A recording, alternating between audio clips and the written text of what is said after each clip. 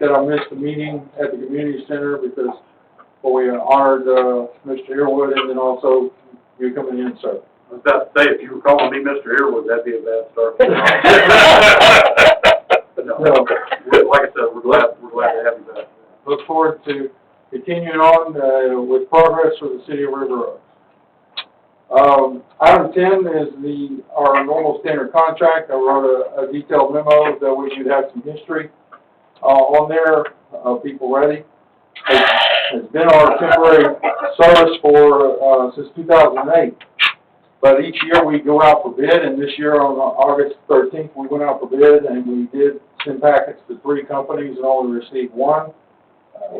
And this is a tough market because it's really hard to find laborers out there for this particular type of work at this price now, because of all the other price increases at your fast foods and everything else.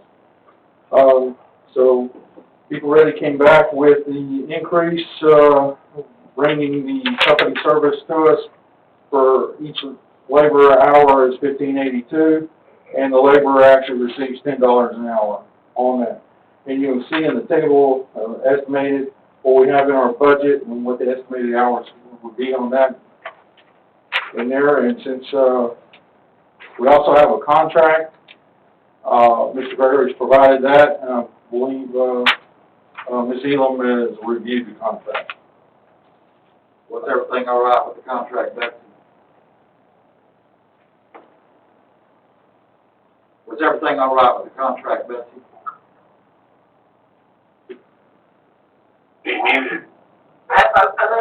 I'm unmuted now. That contract-wise, it's, I think, identical to what we've done in the past, but maybe I look for termination, and we can terminate this on 30 days notice, and, so yeah, it's fine. And we complied with all of the, Yes, sir, we did. Yes, sir, we did.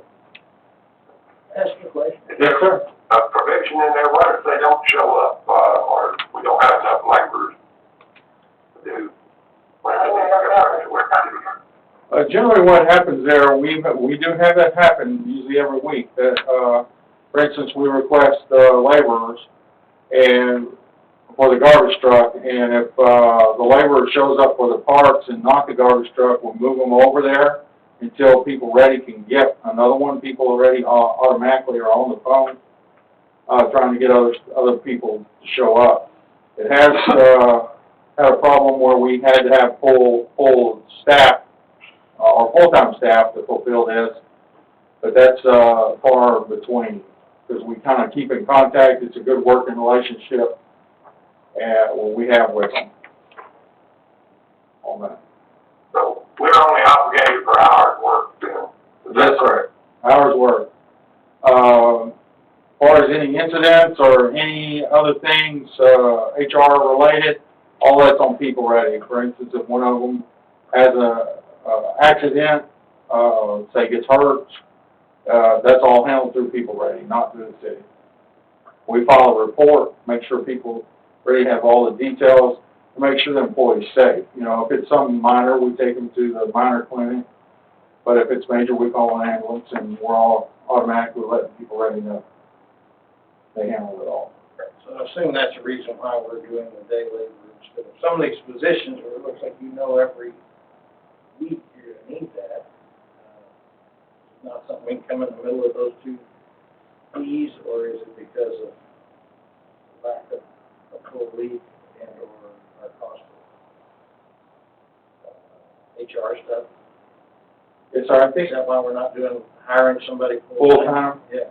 I think that has been the city's experience, especially with it reduces workman's comp, because these are areas that people get minor injuries in as they're loading the trucks, jumping up and down on the truck.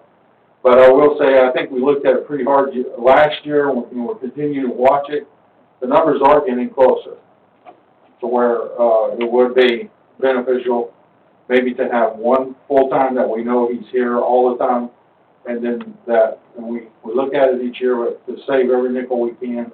We feel present to you to stay with all temporary service. Make a motion to approve the contract with temporary labor service before Second. Second. We have a motion and a second to approve the people ready contract. All, any further discussion? All in favor, say aye. Aye. Any opposed? The motion carries. Thank you, Gordon. So we're going to stay up there, because now we'll move to item number 11, which is to consider approval to enter into a grant contract number 582-21-21808-VW with TCQ Forming Party under the Texas Volkswagen Environmental Mitigation Program for the purchase of a 2020 grapple truck. This time last year, we were in front of you asking for 3 garbage trucks, and we were awarded 2 garbage trucks. And then this particular series of application with the Volkswagen grant, the Volkswagen grants broke down in 3 different groups, and we felt that we would not be able to get any more money out of this particular group because the last application had to be turned in October. So we approached Mr. Gregory. We got about applying because we noticed in their reports there were millions of dollars not being used or will never be awarded. It would just be out there. And so we requested permission from the TexVent grant that if we had a dump truck and wanted to upgrade to a grapple truck, could that be? And they asked us for a synopsis of what we actually do. And by reducing emissions, by not having to have the extra skid steer loader and the extra trucks involved with that, the grapple truck actually takes care of that. They awarded us to go ahead and proceed with the application. So then we asked Mr. Gregory if we could do that. We did. We had no idea that we would even be awarded this. Along with that, our next item is a garbage truck. That was the same garbage truck that did not make it last year. We resubmitted it because there was dollars in there. And that's what we're looking at here tonight. On the grapple truck, gave you a lot of extensive information. I think there's over 30 pages, all the specs. And there's a picture of the actual grapple truck that we're looking at. And we'll be able to, with this contract, if it's awarded, we'll be able to receive $126,294 back. We're looking at a truck that's $225,000. This truck is a demo model, but it is a 2020, and the normal price on a truck like this is $280. So we think it's a win-win. The dealer is actually, he's still trying to sell it, but it's still in place, and, because things are not moving on that. So we're looking at a final cost after the reimbursement of $98,706. Just to kind of give you a current update where we're at, with the 2 garbage trucks and the sweeper, grant funds have been awarded of $358,148 on those items, for the total of grant funds there. Let me ask you this. Yes, sir. You're using a dump truck now. How are you picking up whatever you're getting to put in the dump truck?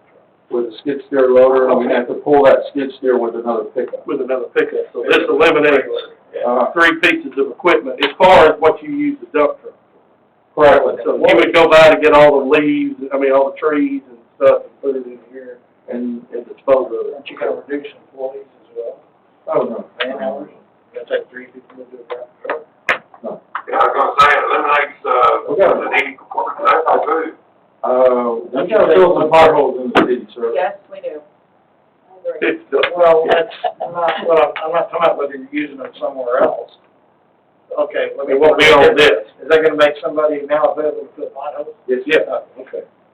What I'm trying to say is that I think I've seen them with the skid steer, and you have one guy driving a truck, another guy driving a pickup, and another guy driving a skid steer, right? There's 3 people. Yeah. And they all business become one. that becomes one. Yeah. On, That is saving us money besides the vehicle cost. I would like to add to that, on emergency days and heavy days like we're doing our month cleanup, you'll see 2 in that truck, because it'll be easier for the guy to stay on top and just go down the block. Just moving down, yeah. Now, our old truck, did it have a sand, a deal for